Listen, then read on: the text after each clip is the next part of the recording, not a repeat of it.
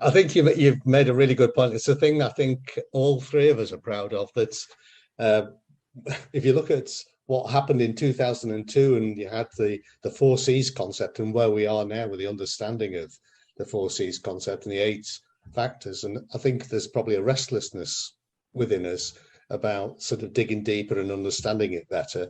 Although I think what we're now seeing, something that you've just referred to, is not so much trying to understand the model better, but now beginning to say, well, how can we apply it better?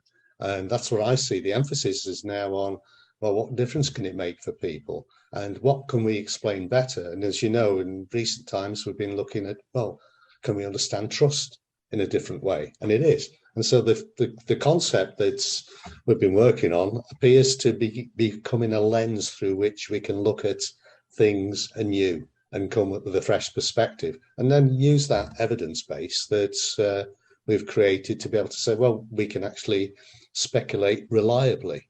And what would you say about that? Yeah, no, I think using it as a lens is a really good description.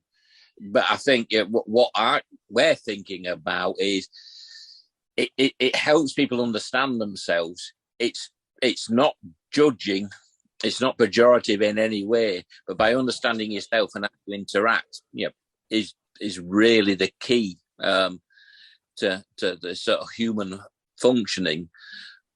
So it is important that we have a model which is flexible enough and isn't preaching. We go back to some of the models I'm less comfortable with, which I won't mention, saying there's a definitive answer.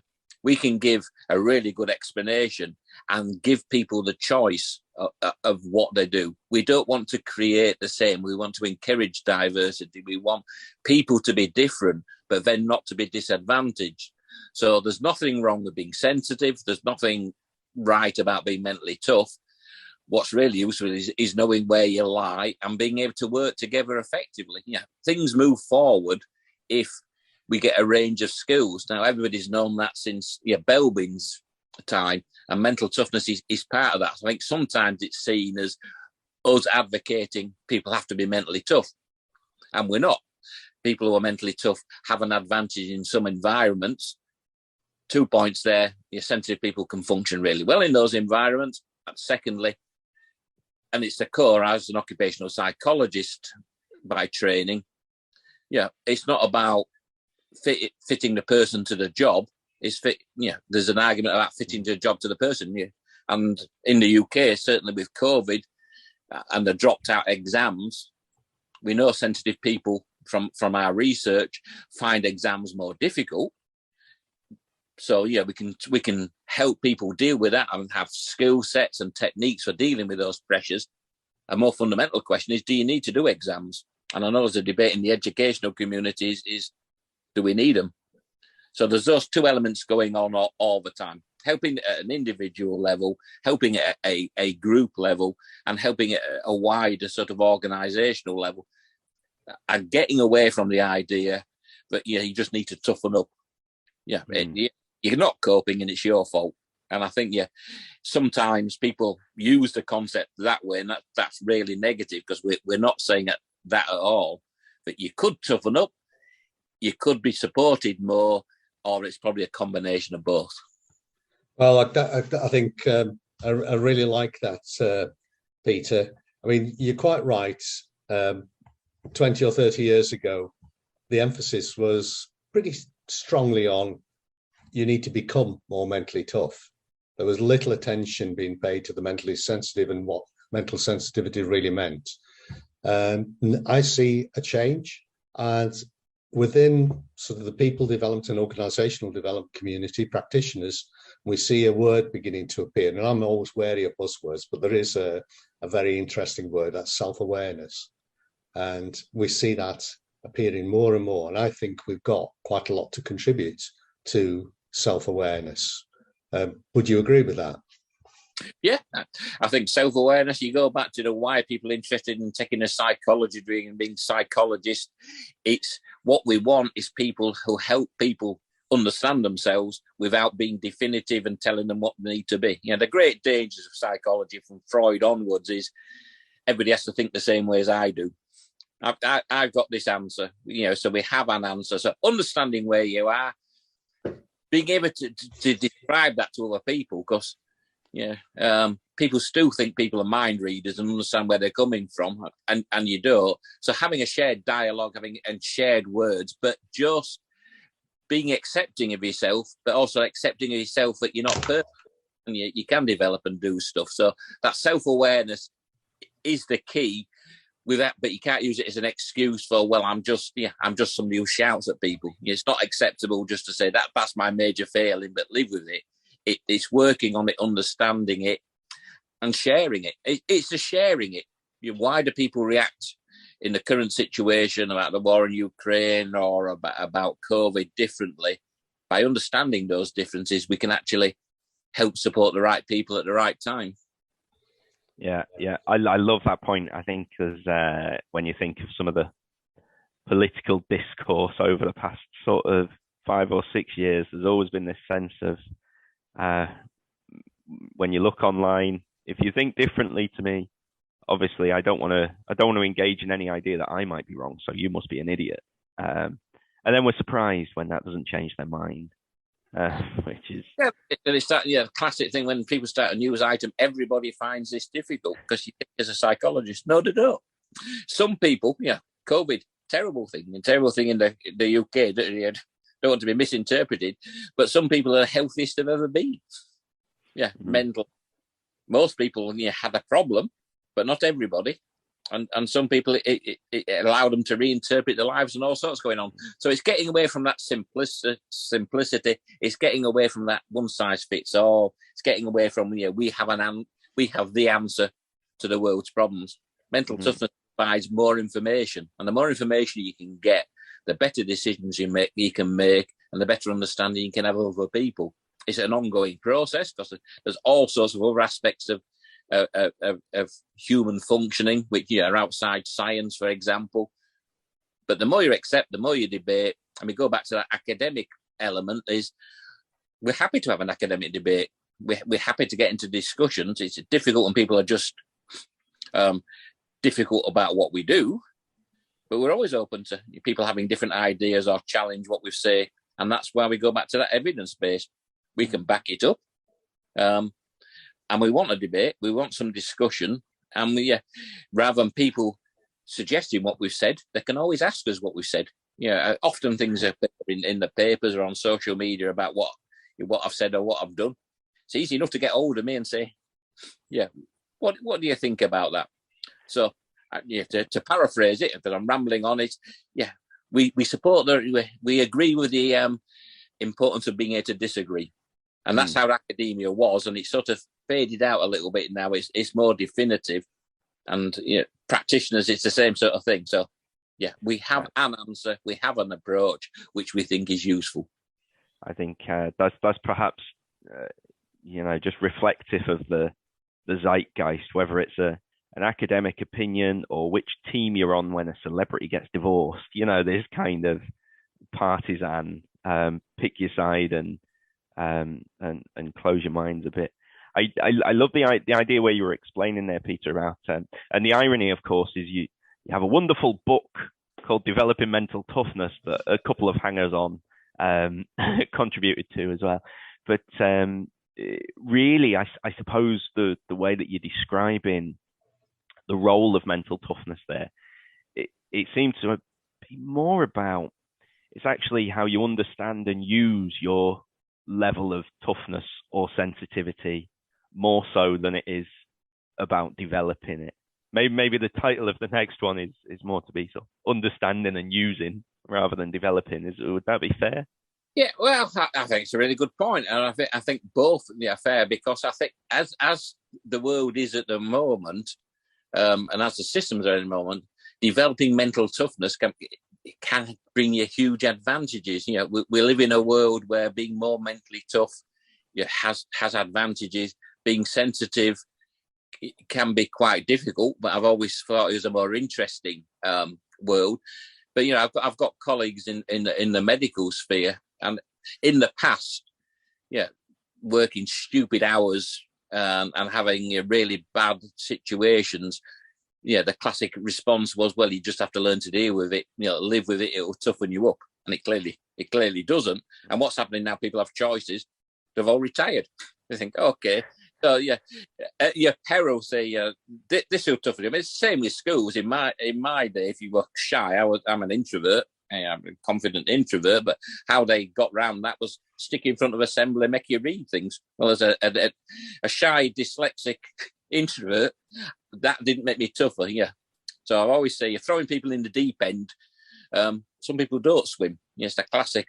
So we're trying to get away from this will toughen you up because we don't want to do that. Some people may need to be tougher to deal with certain things like exam pressures or job interviews, but that's a discussion with them. And it's not, this will, as the classic round here, I'm in Scarborough at the moment, this will learn you. I know, not grammatical, but, and it won't do me, and it's that thing, yeah. That ties into, the idea we have a snowflake generation. We don't. There is no snowflake generation. They're just willing to talk about their concerns and talk about their views. And it's back, on the walls of Pompeii, messages scrolled about teenagers today just aren't able to deal with the world. So we want to move away from that idea of toughening you up, because people do need to move forward. That's the development, but it needs to be done in a targeted way, and only if they want to. Because we're back to that idea. We can help, and we've shown we can help people deal with the exam pressures. But do we really need exams when we've done without them for 2 years? Yeah, is there not a different way? And there's still no fundamental questions, and education's catching up with that. Selection has always been, being slightly ahead of that when they talk about jobs, because it is, do you actually need those criteria? Do you need those skills to do this job? As an occupational psychologist, you do a job analysis, because people always want the brightest and toughest. And then when you point out, do you actually need to be tough? Why do you? And in some jobs, probably in the police force, for example, you do. In other jobs, you don't. So it's getting that nuanced, the more nuanced approach. It's getting that range, and it's getting away from the idea that these terrible times will toughen people up, because what we found is tough get tougher, the sensitive get more sensitive, but you can actually intervene in a more controlled and supportive manner.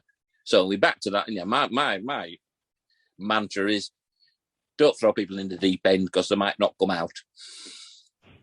Yeah, and that, I know we've had conversations about sport and this kind of untested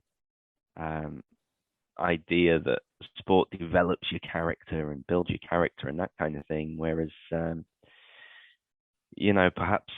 perhaps those kind of tough environments select toughness rather than really developing it, and those who are more sensitive to it, who could have lots of talent, just stop doing it. Yeah, absolutely. There's a similar thing in the world of work. I mean, we do work with a lot of executive coaches, and one of the things that keeps coming back is you're working with a senior leader in an organization. What's got them to the top of the organization? It's their mental toughness. But now they're not functioning. They're switching the people off around them. They're not engaging effectively with people around them. What's the explanation for that? It turns out to be the mental toughness. And I think that comes back to, mental toughness is what it is, but self-awareness about your mental toughness is critically important. So there's some great thoughts and ideas there, Peter, and I think listeners will be possibly envious of the kind of discussions we have from time to time. But before we wrap up, is there anything you want to add? No, I think we've covered a lot of hopefully interesting aspects. But I think that the final message would be, we don't and we never have said that there's a right answer. So a psychologist worth anything adds information, allows people to debate and think about the information, but doesn't give a prescriptive way forward. Gives us a poor reputation then, because the classic "how do you feel about it?" Is used often as a jibe, but that's that's what we view the world as. And certainly as a 17-year-old being towered above by an 18-foot Workington winger, I thought there was a black and white answer. But if I did something, if I got bounced enough into the crowd, I would toughen up. But clearly, no. So it's about us feeding information, us being able to back up what we say. And there is big discussions about a good idea is still a good idea, even if it can't be supported. But for it to be functional, it needs to be supported as it moves forward. So we're not against people having a philosophical view or a different view. But if you're going to try and put it out there, you have to show the thing works or doesn't work or can work in certain situations. So that's where the sciencey bit comes in. So science and research is all about the creative arts, coming up with a good idea, developing the idea, and then being able to show that the idea works in peer-reviewed journals or in the public domain. So yeah, that would be my final point. Is I think mental toughness adds something to the discussion, adds something into when people are trying to understand why the kids are struggling, why other people are happy in certain situations and other people aren't, why people get on and don't get on. But it's just an element in a very big, complex human condition. It's always an education, Peter, every time. No, vice versa. So I think that brings us to the end of this podcast. So again, Peter, thanks again for sharing your time and your thoughts with us. I suppose if I've got to summarize my takeaways, there are three, and that's this idea of evolution. That the concept itself is part of the evolution of understanding people in the way that organizations and systems work. And I'm reminded of when I first started working, and John would remind me of this, that it was in ancient history, 15th about century, 50 or 60 years ago. Yeah. I attended what is now Rutherford College, which is now Northumbria University, for a leadership course. And I was taught about F.W. Taylor and scientific management. And the belief then was that if you told somebody exactly what was required from them, they would be motivated to go away and do it. So it was very much about instruction and obey. We don't even hear that word obey anymore.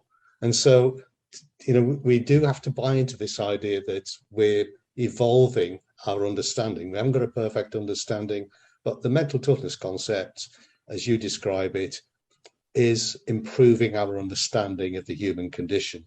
The second thing is, you talk about complexity, and I completely agree. People try to simplify the complexity, but it has to be done sometimes. And I think through the mental toughness concept, you've been able to bring a complex idea to those who need it in a very accessible way. That's not necessarily saying it's a simple idea. And then I think the third thing for me is the way that it's beginning to support and sort of carry the idea of self-awareness, because that's the clue to understanding if you're a mentally tough individual, how can I optimize my mental toughness and not upset other people? If I'm a mentally sensitive individual, how can I understand where my mental sensitivity lies and how can I cope with any of the consequences of that? So I think we're making big contribution to a really good understanding of self-awareness. So I think for me, those are the three things that come out of today. Mm-hmm. I think that's great, and hopefully everybody listening has been able to take some golden nuggets from the discussion as well. Thanks very much for everything today, Peter. If, as I'm sure many are listening, thinking, I'd love to go back to that well of wonderful information, how could they best get in touch with you? It's always best. I say because yes, I'm not the most organised person. Always best to go through AQR. Who will find me? I'm always happy to debate and talk about things. So they can find you, they can find Doug, and you can find me. So I'm not hiding. I'm just a bit illiterate when it comes to social media. Great stuff. Well, I think that wraps us up for the episode. So thank you very much, Peter. It's been a pleasure, and I'm sure we'll have you back sometime. Okay. Thank you both, and thank you everybody for listening.